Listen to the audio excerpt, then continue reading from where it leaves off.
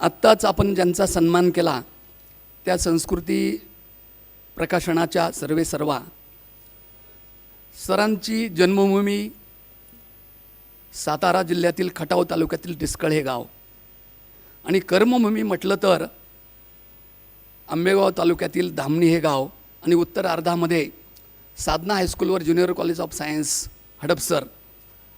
परंतु प्रवास हा धामणीपासून झाला. याचा अर्थ साधनेमध्येही त्यांनी साधनाच केली. हा संदर्भ लक्षात घेऊन या ठिकाणी केशवाय नमा या ग्रंथाचे प्रकाशन सोहळ्यानिमित्त आदरणीय सुनीताराजे पवार तथा माई यांनी आपलं मनोगत व्यक्त करावं अशी मी त्यांना आपण सर्वांच्या वतीनं विनंती करतो.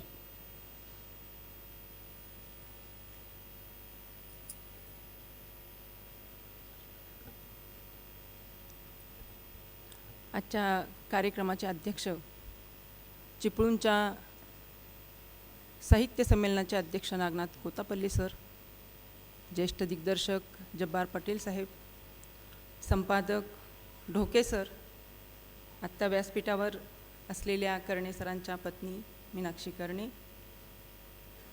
आणि माझ्यासमोर असलेले स्नेहमेळाव्यातील सर्वजण. आज आमचे महाराष्ट्र साहित्य परिषदेचे माधव राजगुरू आलेत, मुठाणे सर आलेत, गोंधळी साहेब आलेले आहेत, बरीचशी मंडळी, तानाजी पाटील आहेत, धामणी गावचे सगळे ग्रामस्थ आहेत आणि इथे एक मोठा स्नेहमेळावा जमलाय असं वाटतंय. कारण ज्यावेळी कार्यक्रम सुरू झालेला नव्हता तेव्हा खूप वर्षांनी एकमेकांना भेटून चर्चा चाललेली होती. अरे खूप वर्षांनी पाहिलं वगैरे, म्हणजे हा एक स्नेहमेळावा आहे असं मला वाटलं.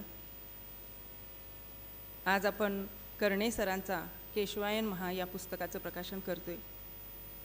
ज्यावेळी वाळून सर, जे माझे लेखक आहेत, ते मदन रत्नपारखींना घेऊन माझ्याकडे आले आणि त्यांनी ही संकल्पना माझ्यासमोर मांडली, तेव्हा क्षणभर खरं सांगायचं तर मला काही बोलायचं सुचलंच नव्हतं. याचं कारण असं होतं की आपण आता बघतो माध्यमं इतकी सोपी झालीत, आमच्या कोतापल्ले सर पण सांगतील, एखादं पुस्तक जर अगदीच मनात आणलं आणि करायचं जर म्हटलं तर 2 ते 3 दिवसामध्ये पुस्तक तयार होऊ शकतं. इतकं सोपी यंत्रणा तयार झाली आहे. त्यामुळे पुस्तकं निघत आहेत, शिक्षकांचे गौरव ग्रंथ निघतात, पुस्तकं प्रकाशित होत असतात.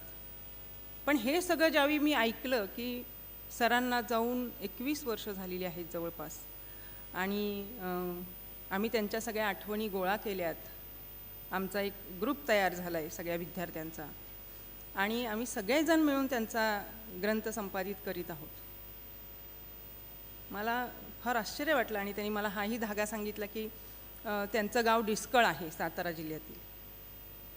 सातारा जिल्ह्यातल्या डिस्कळचे एक कर्णे गुरुजी म्हणून आहेत, जे येरवडा, नागपूर चाळ या भागामध्ये नगरसेवक आहेत आणि अत्यंत साधा माणूस, फारसा प्रचार न करता सुद्धा निवडून येणारा. त्यांचा माझा परिचय होता आणि मला हे कर्णे सर ऐकल्यानंतर मला फार आश्चर्य वाटलं.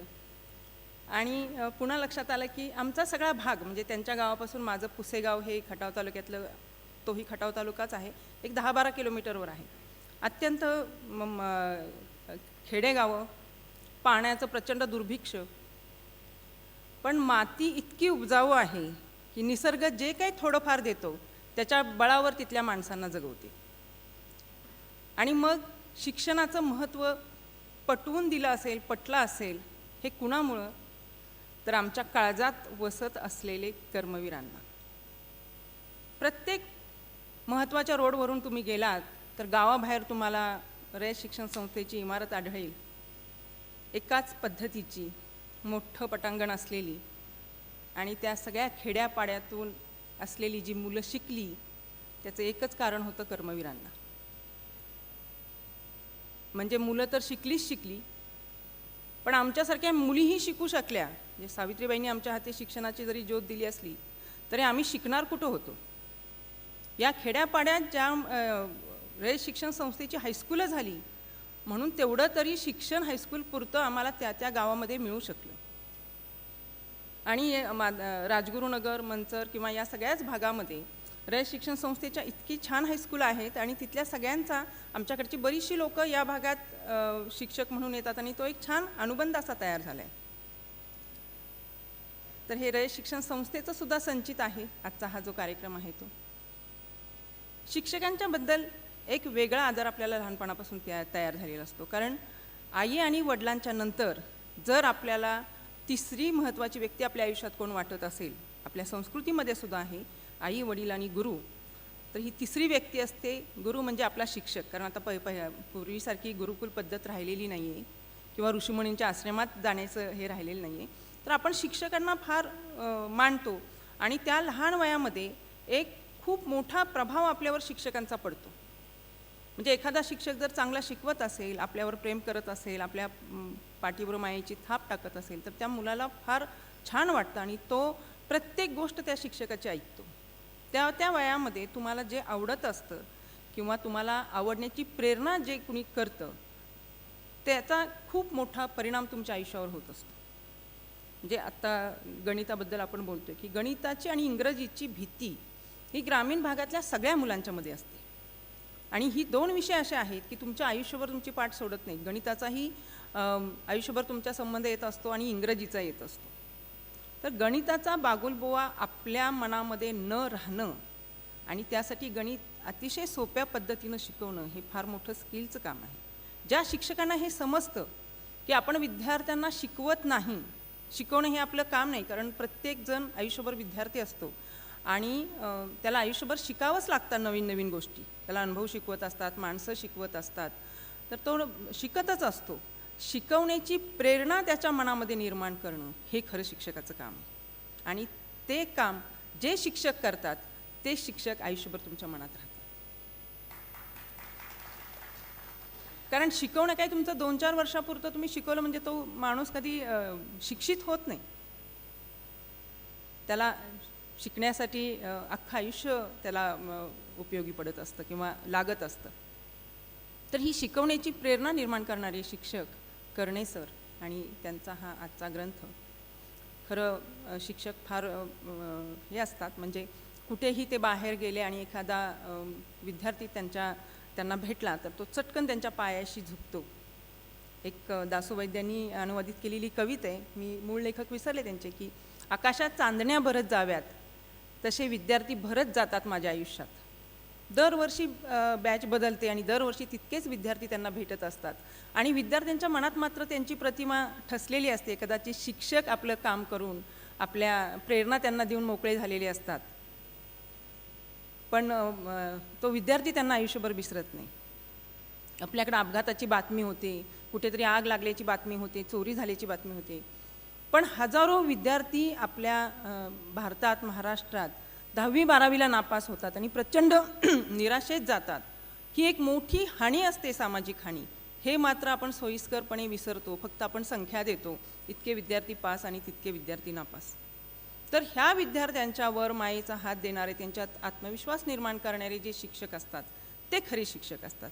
इथे पुण्यामध्ये पुग वैद्यांनी नापासांची शाळा नावाची एक शाळा काढली होती. त्यांचं एक खूप सुंदर असं पुस्तक आहे. आमचे माधव राजगुरू इथं आहेत, महाराष्ट्र साहित्य परिषदेमध्ये आत्ता प्रथमा परीक्षेसाठी ते पुस्तकसुद्धा लावलेलं आहे, की नापास मुलांच्या मनामध्ये शिक्षणाची ज्योत जागवणं आणि त्यांना हे करणं, त्यांच्यामध्ये त्या प्रेरणा निर्माण करणं. आज कर्णे सरांचा आणि माझा जो मला आमच्या साताऱ्याच्या चिवट मातीची आणि तिथल्या एक माती तुम्हाला खरंच शिकवत असते की तुम्हाला जे काही थोडंफार मिळतं, तुम्ही जे काही ग्रामीण भागातून येऊन किंवा कुठल्याही तुमच्या कुटुंबातून येऊन यश संपादित करता, ते यशाचे सोपान चढताना जमिनीचे भान हवे, विस्तारित जावे वटवृक्षाप्रमाणे, सावली द्यायचे भान हवे. ही सावली तुम्ही ज्यावेळी तुमच्या आजूबाजूच्या लोकांना देता आणि तुमच्या सावलीत त्याचा आनंद घेत जेव्हा कुणीतरी मोठं होत असतं, त्यावेळी खऱ्या अर्थानं तुम्ही त्यांच्या काळजात वसत असता. आजचा हा कार्यक्रम हा जसं जगणं सुंदर आहे, मरणही सुंदर आहे, पण या जगण्या मरणामधलं उरणं सुंदर आहे. कर्णे सरांचं हे जे आजचं उरणं आहे हे आज आपण सर्वांनी घडवलं आहे. मदन रत्नपारखी माझ्याकडे येत होते आणि कधीकधी कामाच्या भरात मी मंगला नारळीकरांना फोन करायला विसरायचे किंवा फोन उचलला जायचा नाही आणि मी त्यांना निरोप द्यायला मी विसरून जायचे. पण ते पुन्हा दुसऱ्या दिवशी यायचे, पुन्हा ते तिसऱ्या दिवशी यायचे आणि त्यांची त्यामागची तळमळ बघून मला असं वाटत होतं की अरे खरंच म्हणजे एखाद्या कुटुंबातल्या घटकासाठी सुद्धा कोणी इतकं करत नाही तितकी ही मुलं करत आहेत. म्हणजे त्या सरांचा किती प्रभाव असेल या सगळ्यांच्यावर. म्हणजे मी माझ्या माहेरी जेव्हा पुसेगावला जायचे तेव्हा माझे जे सर होते मला आवडणारे काही आपल्या हायस्कूलच्या आयुष्यात असतात आणि प्रभात फेरी जात असायची आणि उत्सुकतेपोटी जेव्हा मी प्रभात फेरी बघायला जायचे तेव्हा मी 2 पावलं सरांना पाहिल्यानंतर मागे यायची. कारण तो जो हायस्कूलमध्ये आपल्या मनावर जो काही ठसा उमटलेला असतो एखाद्या शिक्षकाचा, त्याच्या आदराचा, तो तुमचा आयुष्यभर कमी होत नाही. आणि समाज हा आपोआप घडत नाही, तो घडवावा लागतो. जशा बागा फुलवाव्या लागतात, जंगलं वाढतात, संस्कार पेरावे लागतात, करावे लागत नाहीत, ते पेरावे लागतात. तसंच आज समाज घडवताना आजचा हा सन्मान हा मला असं वाटलं की हा जगातील सगळ्या शिक्षकांचा सन्मान आहे. हा काही फक्त कर्णे सरांचा सन्मान नाही. कर्णे सरांनी त्यांचं काम केलं आणि ते बाजूला झाले. त्यांनी कुठे डामडौल केलेलं नाही आहे की मी खूप काहीतरी केले आणि तुम्ही माझा गौरव करा, असं त्यांनी सांगितलेलं नव्हतं. इतक्या दिवसानंतर हे सगळे एकत्र येऊन यांनी हा सगळा सोहळा केला. तर ह्या खऱ्या शिक्षकाचं जे काही त्यांचं कर्तव्य होतं ते पार केल्यानंतर त्या विद्यार्थ्यांच्या मनामध्ये आलेल्या ज्या या भावना आहेत, ज्या सगळ्या शिक्षकांच्या प्रती इथून पुढच्याही काळात याव्यात आणि शिक्षकांनी त्या पद्धतीचं काम करावं, असं खरं म्हणजे मी इच्छा व्यक्त करते या सगळ्या ह्याच्यामध्ये. आणि सगळ्या तमाम शिक्षकांना, कर्णे कुटुंबियांना, कारण कर्णे सरांचे मुलं पण फार मोठ्या पदावर आहेत, डॉक्टर आहेत, त्यांच्या कन्या पण डॉक्टर आहेत आणि स्वतः ताई मुख्याध्यापका म्हणून रिटायर झालेल्या आहेत. या सगळ्या समितीलासुद्धा मी मनपूर्वक शुभेच्छा देते. आपण खूप समाजापुढे एक वेगळा आदर्श ठेवला आहे. हे पुस्तक करताना ही भावनाच होती की खूप काहीतरी वेगळं घडतंय. आज हा टिळक स्मारकचा हॉल भरला आहे. कोरोनाच्या काळानंतरचा हा पहिला मोठा कार्यक्रम माझ्या दृष्टीनं आहे, कारण आत्तापर्यंत तर सभागृह उघडलेलीच नव्हती, मोठी सभागृह, आणि आज ही सभागृह उघडली. प्रचंड अशी गर्दी झाली आणि ह्या कोरोनाच्या पार्श्वभूमीनंतरचा हा पहिला कार्यक्रम आपल्या गुरुच्या प्रती, कारण आपल्याकडं खूप मोठी गुरु परंपरा आहे आणि या गुरुच्या पोटी आपण केलेली ही जी श्रद्धांजली आहे, आदरांजली आहे, ही आपणास संस्कारक्षम शिदोरी आयुष्यभर पुरावी आणि आपणही समाजाला दीपस्तंभासारखं काम प्रेरित राहावं, अशा सगळ्यांच्या प्रती इच्छा व्यक्त करून थांबते. धन्यवाद.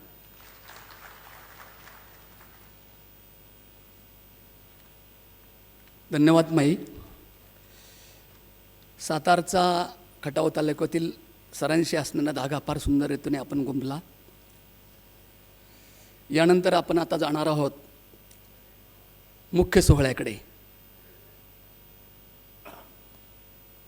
संस्कृती प्रकाशन आणि गुरुवर्य कर्णे सर, संपादन समिती यांच्या वतीनं आयोजित प्रकाशन सोहळा केशवाय नमः, या प्रकाशन सोहळ्याच्या निमित्तानं उपस्थित झालेल्या, पुन्हा एकदा आलेल्या सर्वच मान्यवरांचं, नंतर अनाहूतपणे काही आलेले असतील त्यांचे मनापासून स्वागत. आणि मुख्य कार्यक्रम होत आहे प्रकाशन सोहळा केशवाय नमः. मदन सर.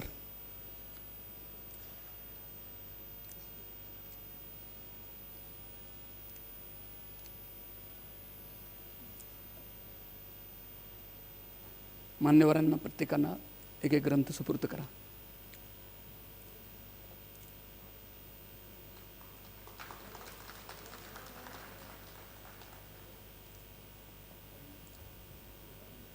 त्यांना एक द्या पलीकडे.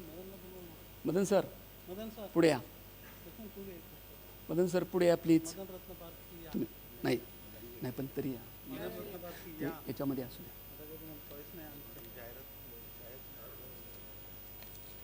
हां करायचं. ग्रंथ प्रकाशन सोहळा पार पडत आहे. टाळ्याच्या गजरात सर्वांनी स्वागत करूया.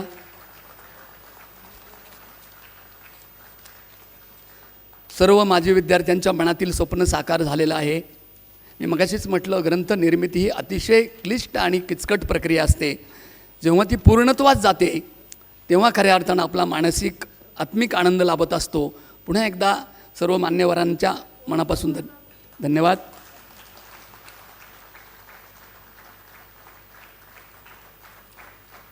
ग्रंथ हेच गुरु. आपल्या जीवनामध्ये ग्रंथ हेच गुरु असतात.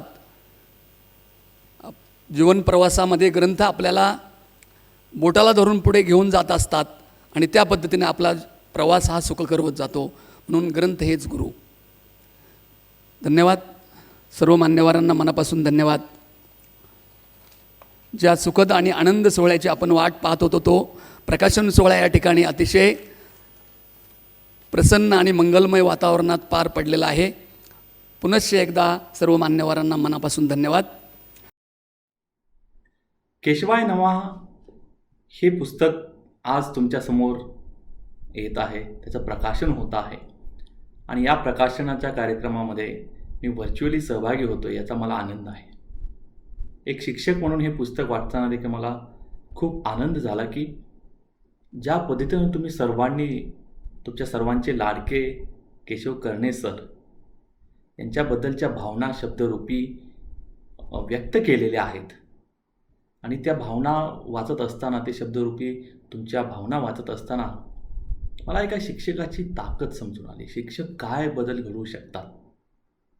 शिक्षक हे शेवटी चेंज मेकर म्हणून ओळखले जातात आणि अशाच तुमच्या जीवनातल्या एका प्रभावी शिक्षकाबद्दल तुम्ही लिहिलेलं हे केशवाय नमः हे जे पुस्तक आहे हे सर्व विद्यार्थ्यांना देखील मला असं वाटतं की त्यांच्या सर्व विद्यार्थ्यांना देखील तितकंच प्रेरणादायी असेल.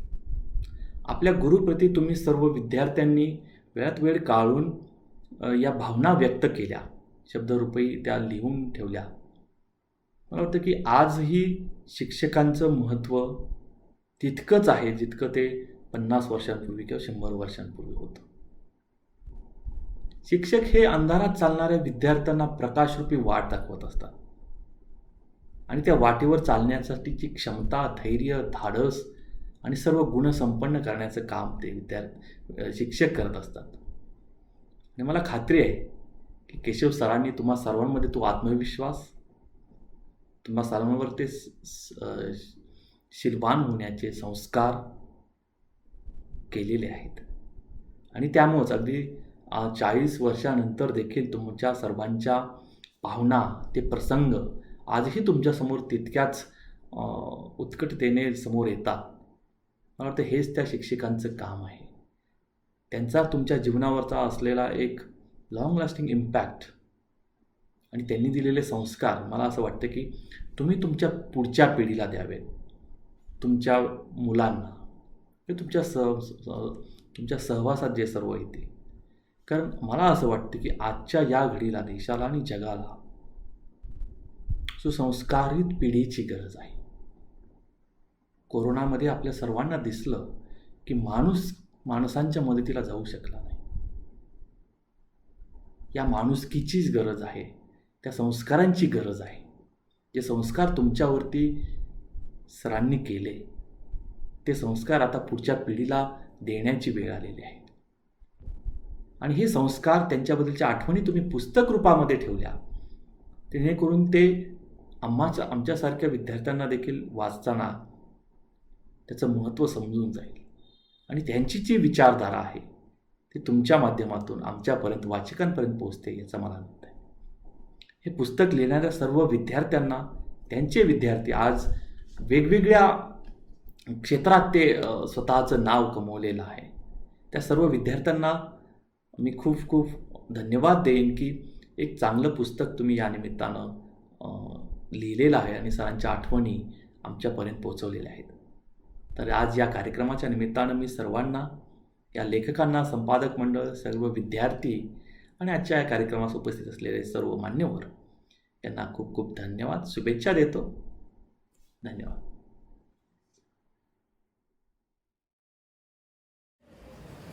आपल्या पुणे जिल्ह्यातलं एक अगदी छोटंसं धामणी नावाचं गाव. या गावातली शाळा रयत शिक्षण संस्थेची शाळा, त्यामुळे ती अधिक चांगली शाळा.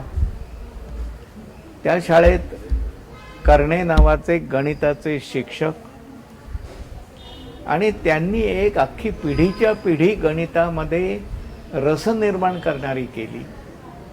अभ्यास तर झालाच मुलांचा, पण त्याचबरोबर त्यांना विषयाची गोडी लागली आणि आयुष्यभर त्यांनी ती जपली. दुर्दैवाने या कर्णे सरांचा 2000 साली त्यांचं निधन झालं. परंतु कर्णे सर या जगातनं निघून गेले, परंतु त्यांच्या नात्याच्या लोकांच्या, त्यांच्या कुटुंबियांच्या जसे ते अजूनही आठवणीत आहेत, तसे किंवा त्यापेक्षाही अधिक आठवणींमध्ये ते त्यांच्या विद्यार्थ्यांच्यात आहे. असे हे विद्यार्थी एकत्र जमले की सरांच्या आठवणी काढत. प्रत्येकजण वेगवेगळ्या व्यवसायात, वेगवेगळ्या नोकरीत, परंतु धामणी गावाचं वेड, शाळेचं वेड आणि सरांचं वेड तसंच शिल्लक राहिलेलं. आणि या सगळ्या ह्याच्यातनं ही विद्यार्थी मंडळी आपल्याच आयुष्यात एक पाऊल पुढे टाकतात आणि आपल्या कर्णे सरांच्या बाबतीत, शिक्षकाच्या बाबतीतल्या आठवणी एकत्र करतात. आठवणी प्रत्येकाच्या स्वतंत्र असतात, त्या त्याला प्रियच होत्या, पण एकत्र केल्यावर सगळ्यांच्या आठवणी जेव्हा माहिती झाल्या तेव्हा कर्णे सरांचं व्यक्तित्व अधिक उंच झालेलं मला दिसलं. ज्या विद्यार्थ्यांनी त्याचा एक ग्रंथ तयार केला, त्या ग्रंथाचं प्रकाशन करायचं ठरवलं आणि ह्या प्रकाशनाला आनंदाची गोष्ट माझ्या दृष्टीने अशी होती की मला त्यांनी आमंत्रित केलं. मी तिथे काही बोलावं असंही मला म्हणाले, परंतु माझी तब्येत सध्या इतकी चांगली नाही आहे की मी तिथे जाऊन लोकांना समाधानाने भाषण उभारवून देऊ शकेन. पण मला असं वाटतंय की मी जरी तिथे गेलो नाही तरी जसं कर्णे सर त्या कार्यक्रमात उपस्थित आहेत, तसंच मी तुम्हा सगळ्या श्रोत्यांनाही असं सांगतो की मी आज तुमच्या तिथे हजर आहे असं तुम्ही माना. हजर प्रत्यक्षात असतो तर मला अधिक आनंद झाला असता. शिक्षणाचं कार्य हे जीवनाबरोबर पुढे जावं लागतं. कर्णे सरांची पिढी ही माझ्या थोडीशी आधीची पिढी. कर्णे सरांनंतरच्या पुन्हा 20-22 वर्षामध्ये त्या शाळेतही बदल झाले असतील, त्या गावातही बदल झाले असतील. नव्या पिढीला कर्णे सरांचा लाभ झाला नाही म्हणून वाईटही वाटत असेल, पण मला एक गोष्ट ज्यांनी या ग्रंथ निर्मितीत भाग घेतलाय त्या विद्यार्थ्यांना सांगावीशी वाटते की मित्रो, आजचं शिक्षण खूप बदललेलं आहे, कमालीचं बदललेलं आहे. ज्या पद्धतीने तुम्ही शिकलात त्या पद्धतीने आजच्या विद्यार्थ्यांना शिकवणं हे शिक्षकाच्या दृष्टीने अधिक श्रमाचं आहे. कर्णे सरांसारखा माणूस जेव्हा जीव ओतून तिथे काम करतो, शाळेत करतो, मुलांच्या वसतिगृहात करतो, आपल्या घरी बोलवून करतो, तेव्हा त्याचा होणारा परिणाम जो आहे हा परिणाम मुलांवर झाला. म्हणजे शाळेबाहेर सुद्धा मुलांवर लक्ष त्यांनी केंद्रित केलं. म्हणून आत्ताचं नवं शिक्षण असं सांगतो की गावाचं सगळं वातावरण शाळेत आलं पाहिजे. ते मोकळेपणाचं वातावरण असेल, ते वेगानं विकसित होण्याचं वातावरण असेल, शाळेमध्ये सुद्धा अशा तऱ्हेच्या नव्या शिक्षण पद्धती आलेल्या आहेत. शिक्षण खूप पुढे गेलेलं आहे आणि जर का शिक्षण पुढे गेलं आणि जीवन मागे राहिलं किंवा जीवन पुढे गेलं पण शिक्षण मागे राहिलं तर या दोन्ही गोष्टी विसंगती निर्माण करतील. मी तुम्हाला एवढंच सुचवेन की नव्या तुमच्या गटाने एकत्र येऊन एक उत्तम काम केलेलं आहे. आता तुम्ही शाळेतल्या शिक्षण व्यवस्था बदलण्याच्या दृष्टीने थोडीशी माहिती घ्यावी, त्याचा उपयोग करावा आणि तुमच्या पुढच्या पिढीला खऱ्या अर्थानं त्यांच्या पिढीला आवश्यक अशा नव्या शिक्षणाचा लाभ मिळवून द्यावात अशी मी तुम्हाला विनंती करेन आणि माझं हे छोटंसं भाषण मी थांबवीन. धन्यवाद.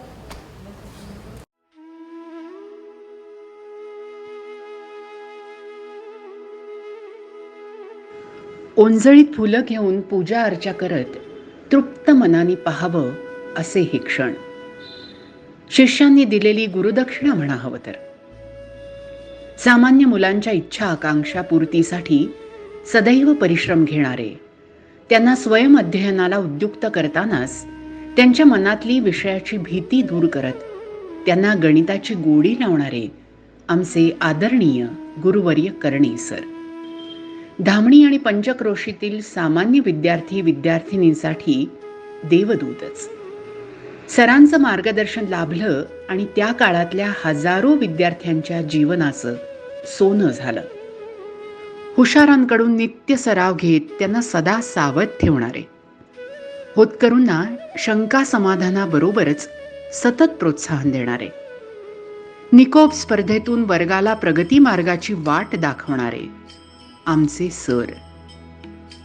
काठावरच्यांना आधाराचा हात देऊन खुश करणारे, धीर सुटलेल्यांची गाडी हळुवार गोंजारत रुळावर आणणारे, अपयशी ठप्पा घेत वाट चुकलेल्यांची जबाबदारी घेणारे आमचे सर. वर्ग वर्ण जातपात सधन संपन्न उपेक्षित अनाथ, गांजलेला लाजलेला बुजलेला कुणी आधाशी शिकण्याला, नाही भेदभाव सरांच्या त्या नितळ पारदर्शी नजरेला आमचे प्रिय सर.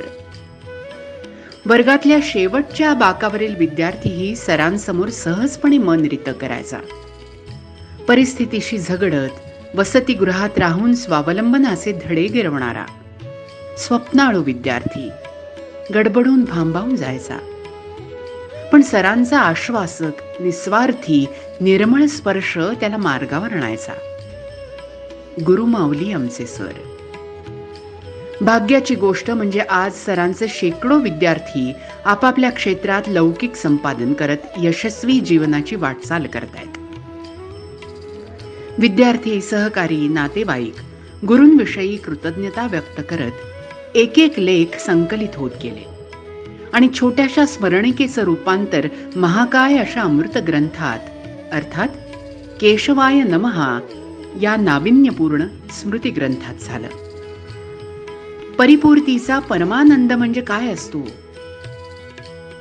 आमचे आदरणीय गुरुवर्य कर्णी सर. आपण दिलेलं जीवन शिक्षण आणि तुमच्या रूपाने आम्ही अनुभवलेला संपन्न शिक्षण वारसा पुढच्या पिढीकडे सोपवण्याचा आमचा हा भाबडा प्रयत्न.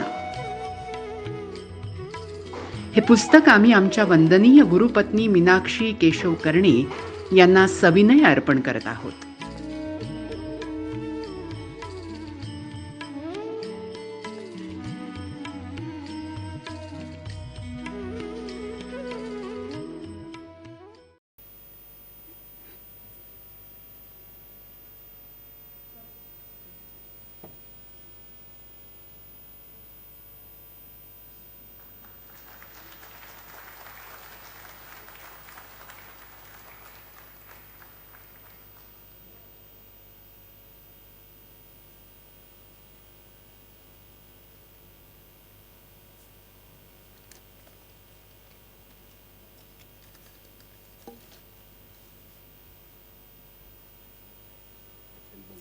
झालं.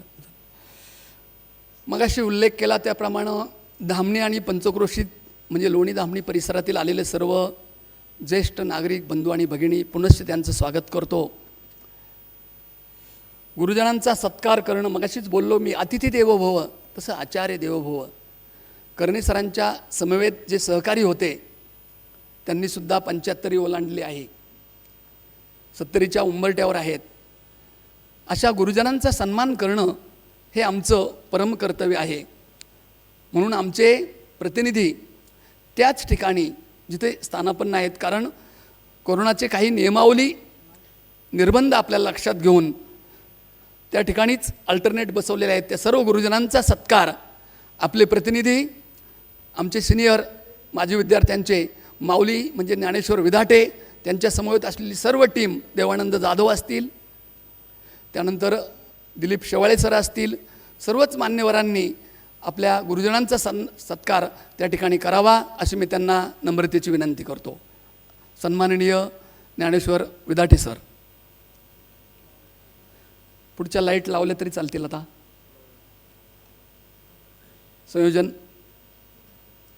नाट्यगृहाचे कोणी असतील त्यांना. हां, मी आता नाव वाचतो माझ्याकडे यादी. ज्या मान्यवरांचा गुरुजनांचा सन्मान होत आहे त्यांचा नामोल्लेख होणं या ठिकाणी आपलं कर्तव्य आहे. म्हणून त्यामध्ये गुरुजनांमध्ये सूर्यवंशी सर,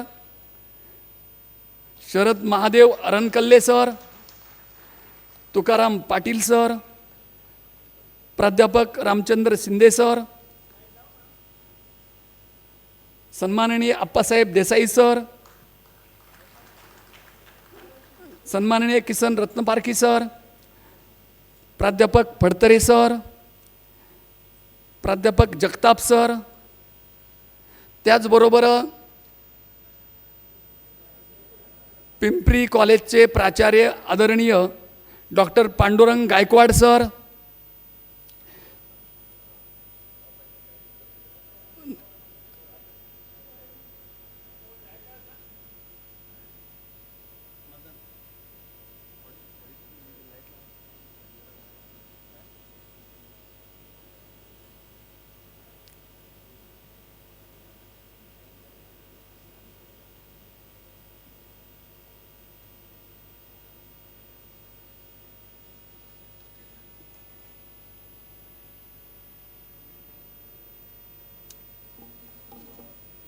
नाही ते वाचू नका म्हणतो पुढचं.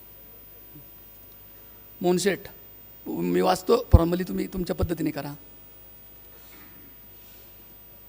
प्राचार्य गायकवाड सरांनंतर सौभाग्यवती Lata madam sir, Lata Bidwe madam, त्यानंतर मराठे सर, प्राध्यापक महादेव यादव सर, प्राध्यापक सकुंडे सर, सुधीर बकरे सर, सन्माननीय Nazare sir,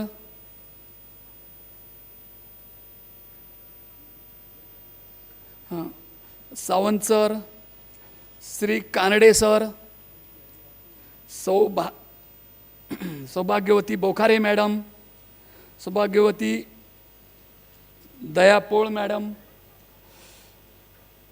Velhal RC sir, सन्माननीय Nandanikar sir, MD Awari sir,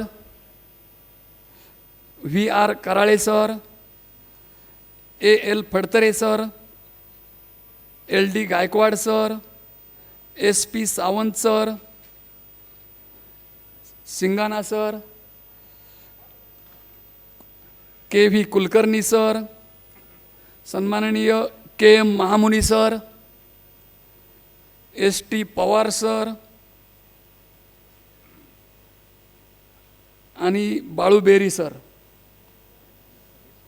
हां ते झालं. हां ते मान्यवरांचे नंतर घेऊ. धामणे आणि पंचक्रोशीतील हां चालेल. हां नाही बोलतो राहतो.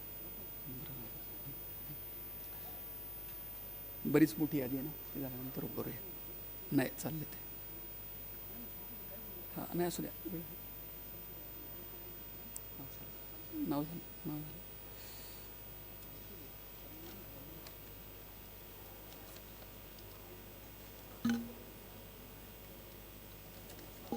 हां हां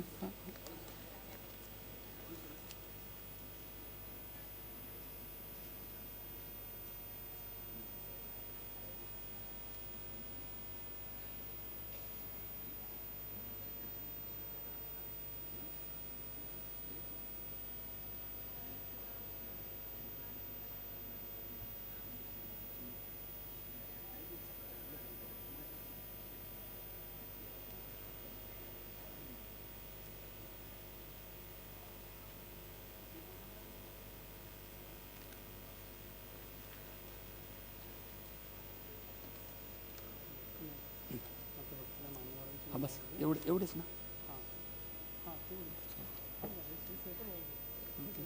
बरोबर.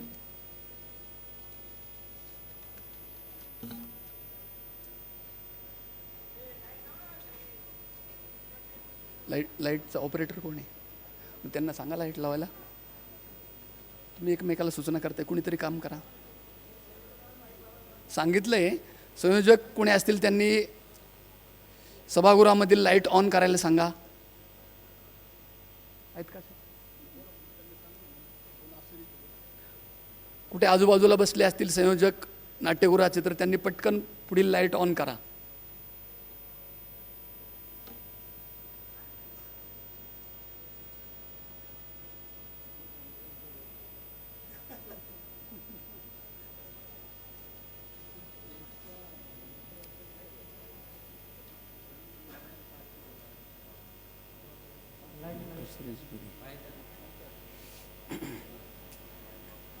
हां मग ते मगाच धरून मग ते हां झालं करा. ओके.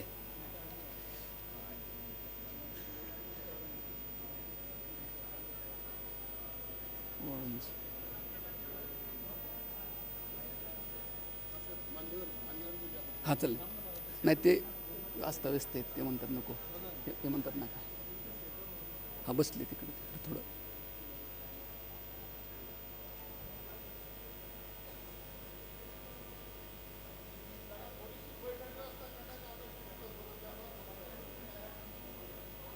गुरुजनांना मनापासून धन्यवाद. कारण अल्टरनेट बसवायला सांगितल्यामुळं थोडी गैरसोय होते, पण आपण कन्सिडर करूया वेळ काळानुसार.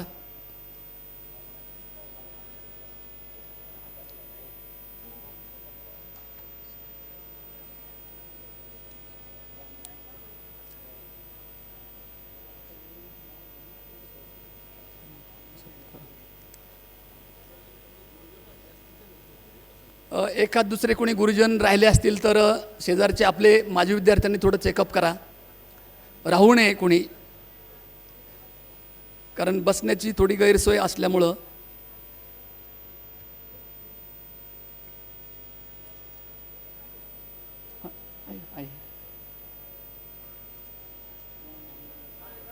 झाले सर? हां थँक्यू. मोहनसेठ उरकलं का? यानंतर सत्काराच्या शेवटच्या टप्प्यावर आपण येत आहोत. मगाशी उल्लेख केला त्रिमूर्तींचा.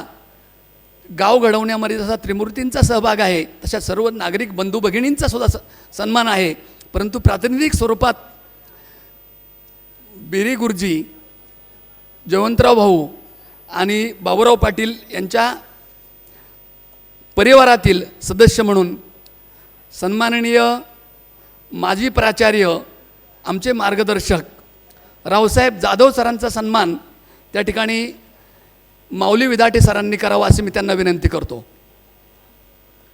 आदरणीय रावसाहेब जाधव सर, माजी प्राचार्य, वाघेरे अण्णासाहेब वाघेरे कॉलेज ओतूर आणि सासवड कॉलेजचे माजी प्राचार्य सर होते, कार्यरत होते. शिक्षण क्षेत्रामध्ये अतिशय सुंदर रीतीने काम करत पुणे जिल्हा शिक्षण मंडळात महाविद्यालयीन जीवनामध्ये महाविद्यालयीन कामकाजामध्ये अतिशय सुंदर रीतीने ज्यांनी काम केलं त्यांना मनापासून सर धन्यवाद. त्यानंतर बाबूराव पाटील ज्यांनी खऱ्या अर्थानं गाव घडवताना शैक्षणिक क्षेत्राकडे फार सुंदर असं लक्ष दिलं, म्हणून आदरणीय अण्णासाहेब पाटील जाधव यांचा सन्मान या ठिकाणी होत आहे. गुरुजी हां झालं नाव सांग.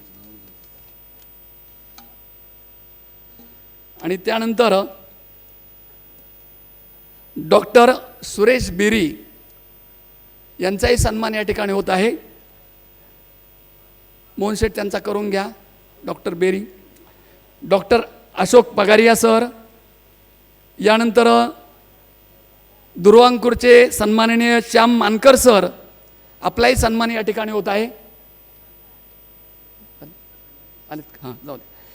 त्यानंतर जय हिंद वाचनालयाचे अध्यक्ष प्रमोद शेठ देखणे यांचाही सन्मान. त्यानंतर रामभाऊ आळेकर मामा यांच्या काळात आम्ही ग्रंथ वाचन केलं, आम्ही सर्व पिढीने त्यांचे वारसदार म्हणून सन्माननीय दिलीप आळेकरांचा सन्मान या ठिकाणी होत आहे.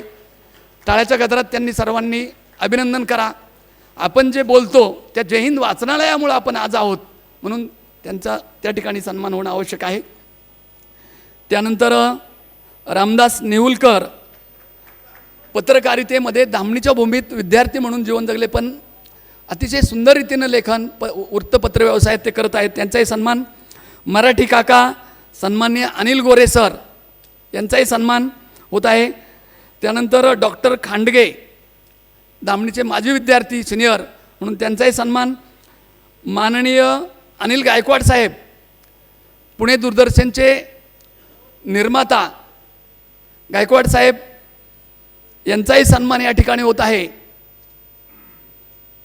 मोहनशेठ गायकवाड साहेब, त्यानंतर डॉक्टर माऊली थोरात सर यांचाही सन्मान होत आहे.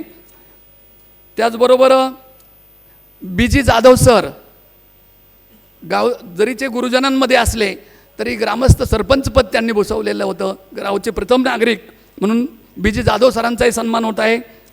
आता सध्या या ठिकाणी धामणी गावचे प्रथम नागरिक म्हणून सागर जाधव सरपंच म्हणून आहेत, त्यांचाही सन्मान या ठिकाणी होत आहे. विद्यमान पंचायत समिती सदस्य सन्माननीय रवींद्र करंजकले सरपंच यांचाही सन्मान या ठिकाणी करा, त्यांना विनंती करतो. त्याचबरोबर स्वरूप मुद्रणचे संदीप सोनवणे, हा केशवाय नमा हा अतिशय सुंदर देखणा ग्रंथ ज्यांनी साकार केला आपल्या अक्षरमुद्रणाने, त्या संदीप सोनवणे यांचाही सन्मान या ठिकाणी होत आहे.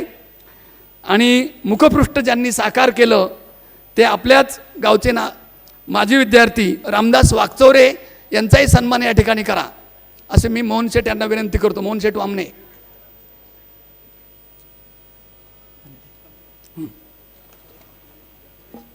हां, पुढेच. यानंतर मदन सर, गुरुवर्य कर्णे सरांच्या कुटुंबियांचा म्हणजे परिवारातील सदस्यांचा सन्मान या ठिकाणी होत आहे.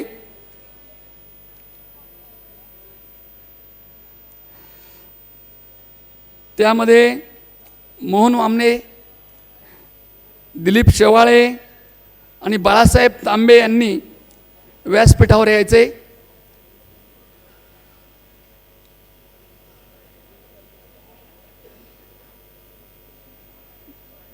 चला पुढे. मोहन वामने सर, त्यानंतर दिलीप शेवाळे आणि बाळासाहेब तांबे, आपण तिघांनी त्वरित पुढे यायचे. मोहन शेठ.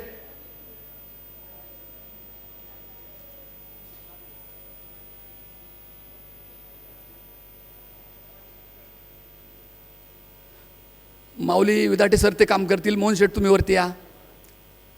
दिलीप शेवाळे सर वरती या. नाही, झाले आले, उरकत आले, झालेले.